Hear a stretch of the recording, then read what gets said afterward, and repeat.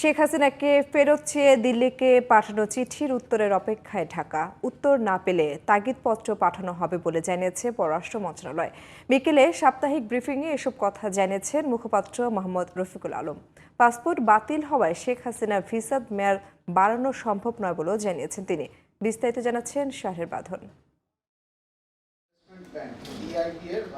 বৃহস্পতিবার বিকেলে পররাষ্ট্র মন্ত্রণালয় সভাকক্ষে সাপ্তাহিক ব্রিফ করেন মুখপাত্র মোহাম্মদ রফিকুল আলম। 24 জানুয়ারি 2025 তারিখে চীনে একটি দ্বিপাক্ষিক সফর করবেন। তিনি জানান, সাবেক প্রধানমন্ত্রী শেখ হাসিনাকে ফেরত চেয়ে দিল্লিকে পাঠানো চিঠির জবাবের অপেক্ষায় ঢাকা।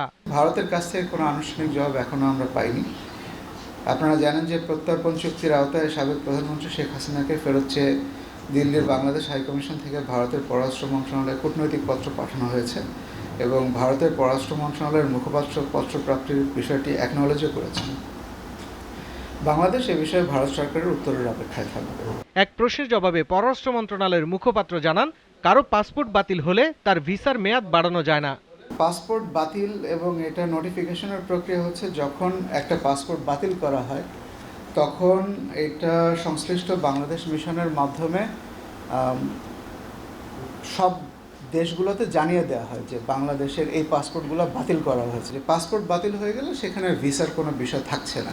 বাংলাদেশিদের জন্য ভারতীয় ভিসার জটিলতা নিয়ে রফিকুল আলম বলেন, লোকবল সংকটের কারণে এমনটি হচ্ছে বলে জানিয়েছে ভারতীয় হাইকমিশন।